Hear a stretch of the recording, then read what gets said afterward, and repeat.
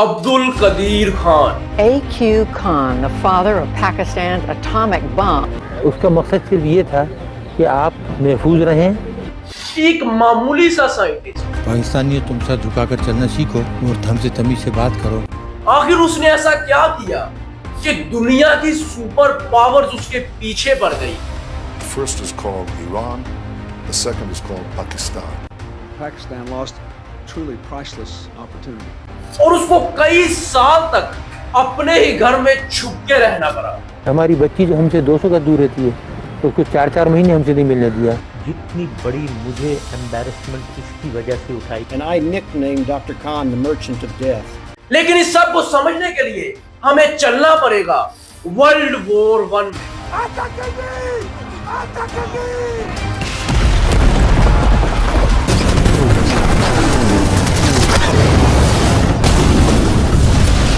जब जर्मनी बहुत ही बुरी तरह दूसरे यूरोपियन कंट्री से हार गया।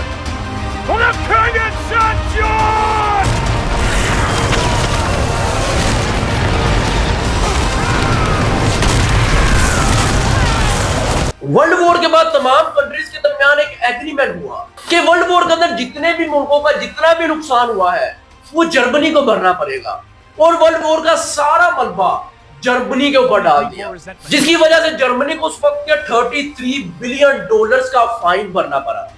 वर्ल्ड वॉर के बाद जर्मनी की इकोनॉमी बहुत ही तेजी के साथ नीचे गिरने लगी, गुर्बत और बेरोजगारी बढ़ने लगी थी, और अवाम आहिस्ता आहिस्ता अपनी ही गवर्नमेंट के खिलाफ होने लगी थी, क्योंकि वो इस सब का जिम्मेदार अपनी ही गवर्नमेंट को समझती थी, जिसकी वजह से लोग आहिस्ता आहिस्ता अपने ही सिस्टम के साथ बगावत करने लगे थे।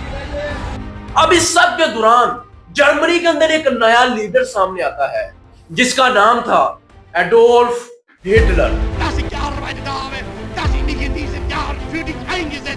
हिटलर अवाम को अपनी गवर्नमेंट के खिलाफ करता है कि वो खुद तो मजे से रह रही है और तुम लोग भूख से मर रहे हो। उसके बाद हिटलर कहता है कि जर्मनी की इस हालत की वजह यहूदी है, और आहिस्ता आहिस्ता वो अवाम के अंदर बहुत ही मशहूर हो जाता है और फाइनली जर्मनी का सुप्रीम लीडर बन जाता है।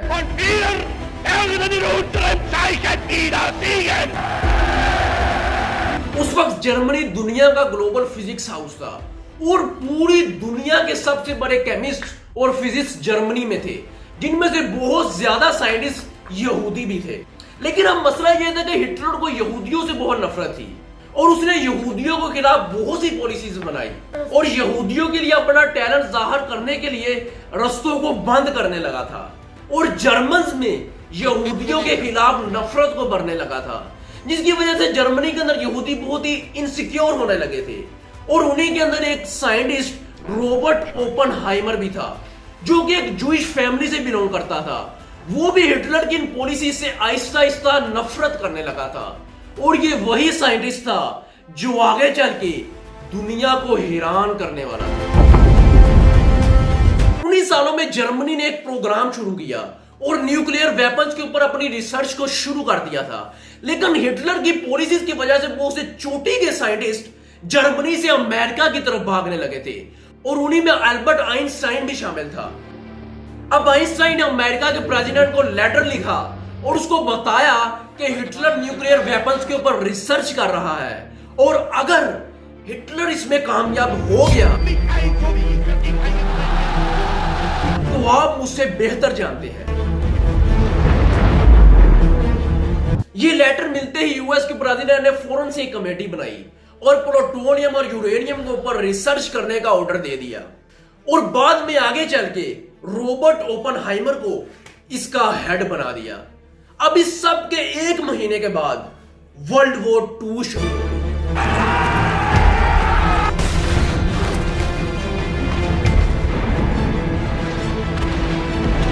अब जब यूरोपियन कंट्रीज वर्ल्ड वॉर 2 में बिजी थी तो वहीं पे अमेरिका एटम बम बना रहा था।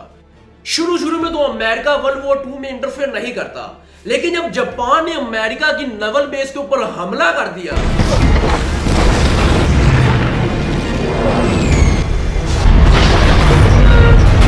तब अमेरिका पहले Japan A state of war has existed और फिर जर्मनी के खिलाफ वर्ल्ड वॉर में उतर आया। between the United States and the Japanese Empire. अब दुनिया तो वर्ल्ड वॉर 2 को एंजॉय कर रही थी, लेकिन वर्ल्ड वॉर 2 के पीछे पीछे ओपनहाइमर अपनी टीम के साथ एटम बम पे रिसर्च कर रहा था। और अब फाइनली अमेरिका ने दुनिया का पहला न्यूक्लियर बम बना लिया और Robert Oppenheimer father of nuclear bomb बन गए। और फिर अमेरिका ने पहली बार न्यूक्लियर बम का टेस्ट किया।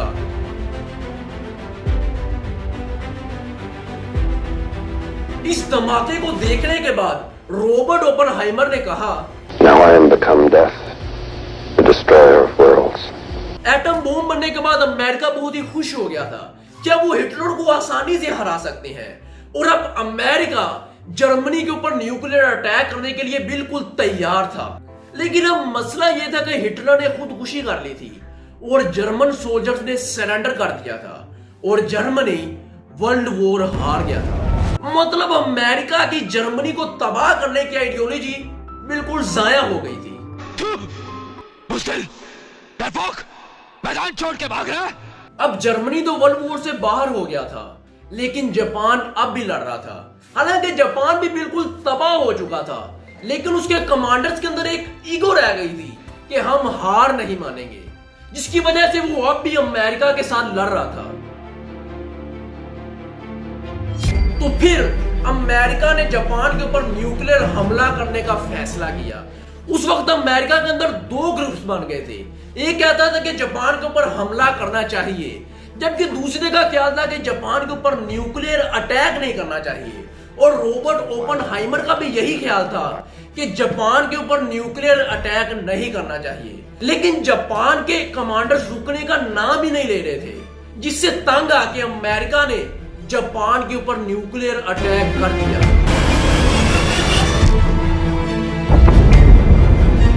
और लाखों शहरी दोनों मुल्कों की पॉलिटिक्स का शिकार हो गए।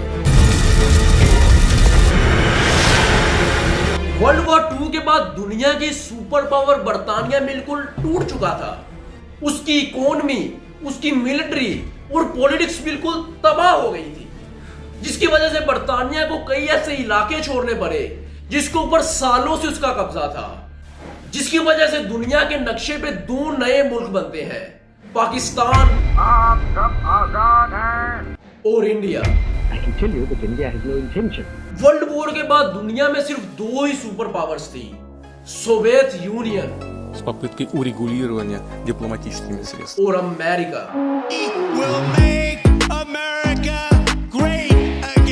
अब दुनिया में राज करने के लिए दोनों मुल्कों के दरमियान एक कोल्ड वॉर शुरू हो गई थी और अब इंडस्ट्रीज, टेक्नोलॉजी और इकोनॉमी के लिए एक दूसरे से मुकाबला करने लगे थे और अपने डिप्लोमेसी को स्ट्रॉन्ग करने के लिए मुख्तलिफ मुल्कों के साथ रिलेशंस बनाने लगे ताकि आगे चल के इनसे फायदा उठा सकें, जिसकी वजह से पाकिस्तान और अमेरिका के दरमियान भी रिलेशंस बनने लगे और पाकिस्तान की टेक्नोलॉजी, इकोनॉमी और मिलिट्री को स्टेबल करने में अमेरिका ने काफी मदद की।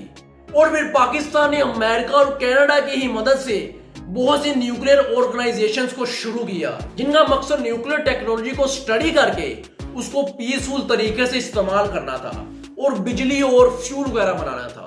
एक्चुअली अमेरिका न्यूक्लियर वेपन्स की तबाही को बहुत ही अच्छे तरीके से जानता था और जापान में उसको अपनी आंखों से देख चुका था, जिसकी वजह से उसने पाकिस्तान को सिर्फ लिमिटेड रिसोर्सेज ही दिए ताकि ये छोटे मोटे काम कर सके।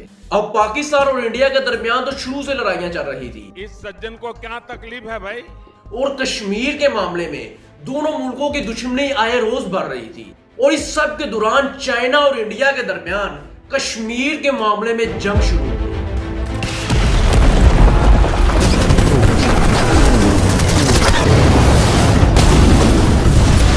और इंडिया ये जंग हार गया।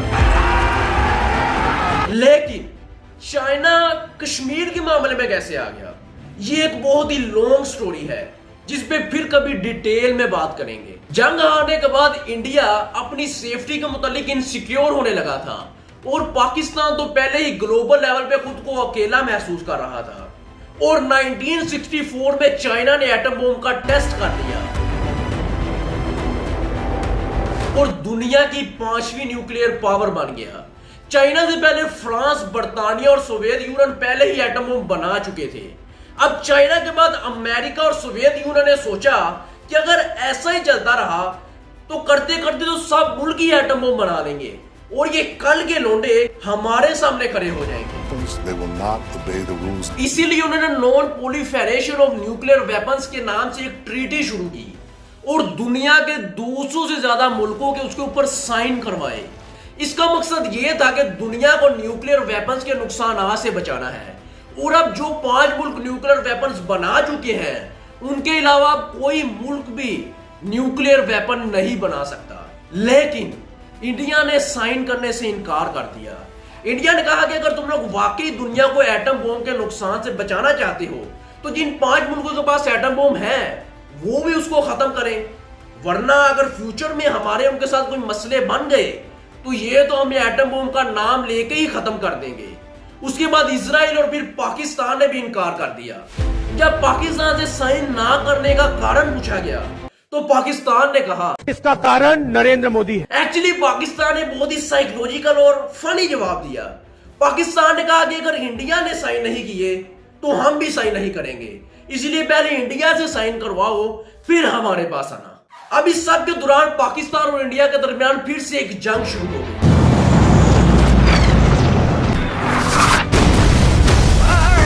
और पाकिस्तान बुरी तरह हार गया, जिसकी वजह से पाकिस्तान का एक हिस्सा भी उससे अलग हो गया। इस हार के बाद पाकिस्तान फिर से ग्लोबल लेवल पे खुद को अकेला महसूस करने लगा और अपनी सेफ्टी के मुतालिक परेशान होने लगा था। उस वक्त पाकिस्तान में एक लीडर बहुत ही डोमिनेट हो रहा था जिसका नाम था जुल्फिकार अली भुट्टो।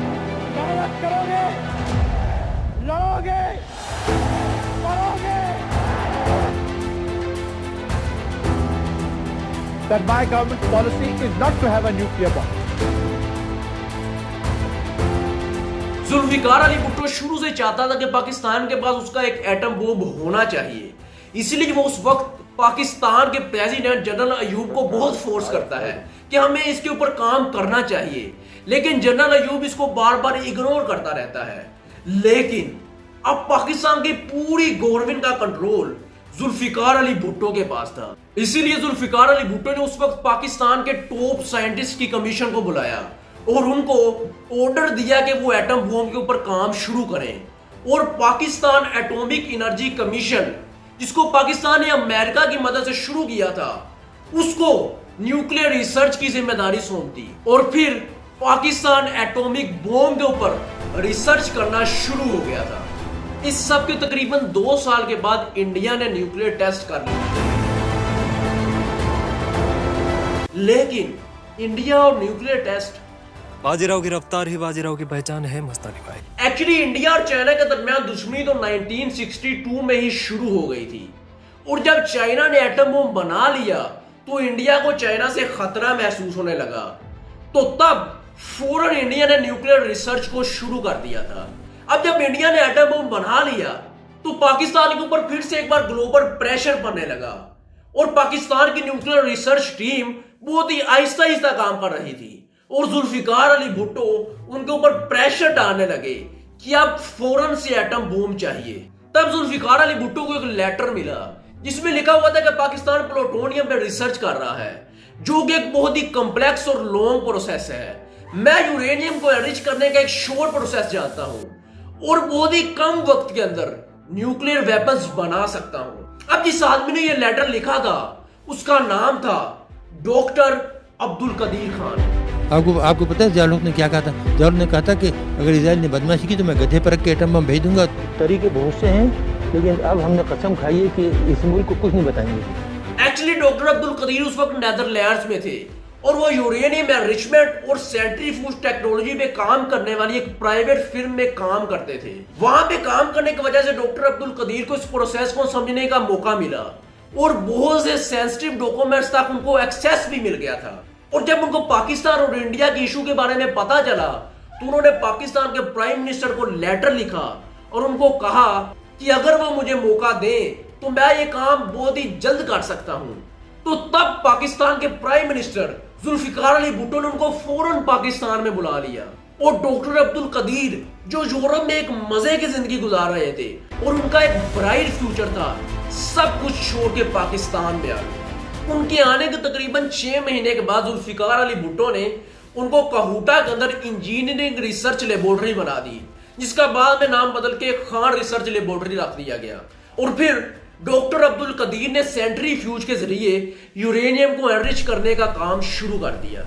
अब कनाडा और यूएस को शक होने लगा कि इंडिया के बाद पाकिस्तान भी एटम बम के ऊपर काम कर रहा है, इसलिए उसने पाकिस्तान को हर तरह की न्यूक्लियर टेक्नोलॉजी देने से इनकार कर दिया और पाकिस्तान को हर तरह की मदद देना रोक दिया। और फिर तकरीबन पूरी दुनिया में न्यूक्लियर टेक्नोलॉजी और इक्विपमेंट्स के ऊपर बैन लगा दिया। अब पाकिस्तान को इंस्टेंट एटम बम बनाना था, और अगर ये खुद इंफ्रास्ट्रक्चर बनाने बैठ जाता तो बहुत देर हो जाती और दूसरे मुल्कों से खरीद भी नहीं सकते थे, क्योंकि अमेरिका ने बैन लगा दिया था। तो फिर पाकिस्तान ने एक ग्लोबल नेटवर्क बनाया, पूरी दुनिया में फेक फैक्ट्रीज बनाई गई, सामान किसी और मुल्क से खरीदते, उसको उतारते किसी और मुल्क में और उसको उठाते किसी और मुल्क में थे। सामान बेचने वाले और खरीदने वाले दोनों को ही ना पता होता कि आखिर हो क्या रहा है। एक्चुअली डॉक्टर अब्दुल कदीर के पूरे यूरोप में रिलेशंस थे और वो अच्छी तरह जानते थे कि किससे कौन सी चीज खरीदनी है। और फिर इस तरह आहिस्ता आहिस्ता पाकिस्तान अपनी जरूरत के मुताबिक चीजें इंपोर्ट करता रहा और पाकिस्तान का न्यूक्लियर प्रोग्राम आगे बढ़ता रहा। इस प्रोग्राम के तकरीबन 3 साल के बाद जनरल जिया ने मुल्क में मार्शल लॉ लगा दिया। सारे मुल्क में मार्शल लॉ नाफिज कर दिया गया है। और इसके बिल्कुल 2 साल के बाद अफगानिस्तान और सोवियत यूनियन के दरमियान जंग शुरू हो गई।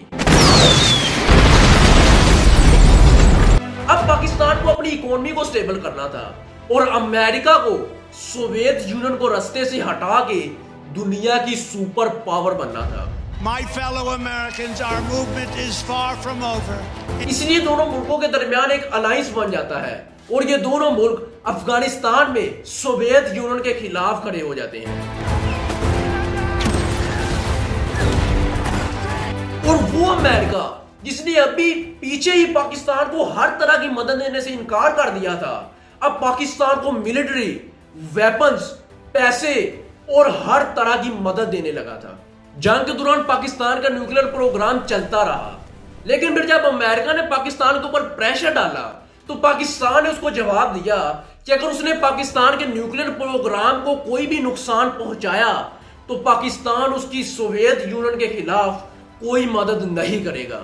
और फिर पूरी दुनिया को यह पैगाम दे दिया, हम एटमी तवानाई सिर्फ अमन के लिए लेना चाहते और ये हमारा हक। अब अमेरिका को दुनिया की सुपर पावर बनना था, इसलिए वो चुप हो गया। बल्कि कहा जाता है कि 1982 और 83 के आसपास जब पाकिस्तान में खान रिसर्च लेबोरेटरी बहुत ही कामयाब हो गई थी, तो तब इंडिया और इजराइल ने उसके ऊपर मिसाइल फेंकने का प्रोग्राम बनाया। लेकिन फिर खुद अमेरिका ने उनसे कहा, ऐसा मत करो मेरी जान, और फिर इस प्रोग्राम को रोक दिया। 1984 तक एटम बम बिल्कुल तैयार हो गया था। 84 के अंदर मैंने उनको लिख कर दिया कि अगर आप कहें तो 1 हफ्ते के नोटिस पर हम एटमी धमाका कर सकते हैं। लेकिन उस वक्त अफगानिस्तान और सोवियत यूनियन की जंग की वजह से पाकिस्तान को अमेरिका की तरफ से काफी सपोर्ट मिल रही थी और वो अमेरिका को नाराज नहीं करना चाहता था, इसलिए उस वक्त एटम बम का टेस्ट नहीं कर सका। लेकिन अमेरिका में आवाम की जो है राय रिएक्शन हो जाए, हमारे खिलाफ हो जाए, शायद हमें एड ना दें। और उसके बाद में आने वाले लीडर्स भी अमेरिका की वजह से चुप रहे। लेकिन जब इंडिया ने एटम बम का टेस्ट किया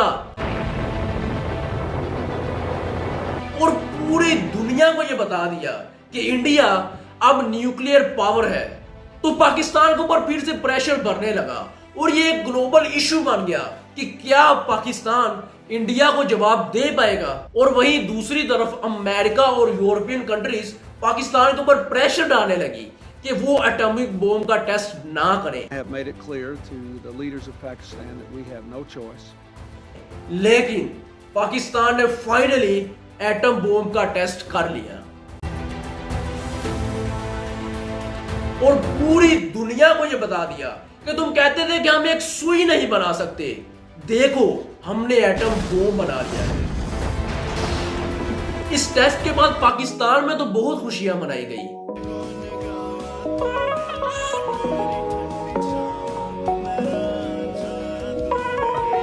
लेकिन ग्लोबल मॉडर्न वर्ल्ड इससे खुश नहीं थी। The Security Council strongly deplores the underground nuclear tests that Pakistan conducted. और अमेरिका ने पाकिस्तान के ऊपर सैंक्शंस लगा दिए। Impose sanctions pursuant to the Glenn Amendment, as is required by law. अभी पाकिस्तान इन मसलों के अंदर गिरा हुआ था कि वहीं पे यूएस की एक टीम ईरान के अंदर उसके न्यूक्लियर प्लांट्स को चेक करने के लिए जाती है। एक्चुअली ईरान की अमेरिका और इजराइल के साथ शुरू से लड़ाइयां चलती आई हैं।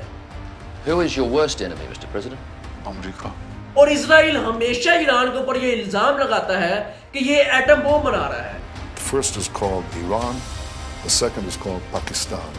हालांकि ये वही मुल्क है जिसने 1968 में एनपीटी का इनकार कर दिया था और इलीगल तरीके के साथ एटम बम बनाया था। अब जब यूएस की टीम ने इन्वेस्टिगेशन की तो पता चला कि ईरान सेंट्रीफ्यूज टेक्नोलॉजी का इस्तेमाल कर रहा है और ये टेक्नोलॉजी वही है जो डॉक्टर अब्दुल कदीर नेदरलैंड्स में से लाए थे। Iran has been smuggling a very sensitive and key material for building a nuclear bomb. उसके बाद फर्दर इन्वेस्टिगेशन से पता चला कि ये एक पूरा ग्लोबल नेटवर्क है जिसके जरिए ये टेक्नोलॉजी लीबिया और नॉर्थ कोरिया को भी दी गई है। इसके बाद पाकिस्तान के ऊपर फिर से पॉलिटिकल प्रेशर बढ़ने लगा, लेकिन पाकिस्तान की गवर्नमेंट ने ये सारा मलबा डॉक्टर अब्दुल कदीर के ऊपर डाल दिया और फिर बाद में डॉक्टर अब्दुल कदीर ने टीवी पे आके इसको एक्सेप्ट भी किया। The investigation has established that many of the reported activities did occur and that these were inevitably initiated at my behest. लेकिन अब सवाल ये है कि इतना बड़ा ग्लोबल नेटवर्क पाकिस्तान की गवर्नमेंट और पाकिस्तान की एजेंसीज के बगैर तो नहीं बन सकता था। अब इसके बाद डॉक्टर अब्दुल कदीर को उनके ही घर के अंदर कई साल तक कैद कर दिया गया और इंटरनेशनल लेवल पे उनको स्मगलर, टेररिस्ट और पता नहीं क्या क्या कहा गया। And I nicknamed Dr. Khan the Merchant of Death. अब वक्त गुजरने के साथ साथ डॉक्टर अब्दुल कदीर बीमार होने लगे थे और फिर वो वफात पा गए।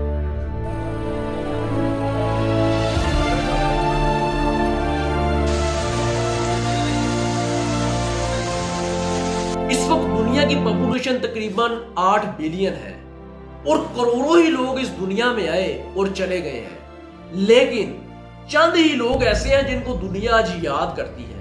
डॉक्टर अब्दुल कदीर अगर चाहते तो नेदरलैंड के अंदर मजे के साथ रह सकते थे, ब्राइट फ्यूचर था, लेकिन अपने मुल्क और लोगों के लिए वो सब कुछ छोड़ के पाकिस्तान में आ गए। आज पाकिस्तान में कितने ही लोग मर गए हैं जिनके पास मिलियंस रुपए थे, बड़ी बड़ी जमीनें थी, लेकिन आज उनको कोई नहीं जानता। लेकिन डॉक्टर अब्दुल कदीर को क़यामत तक आने वाला हर पाकिस्तानी बच्चा सलाम करेगा।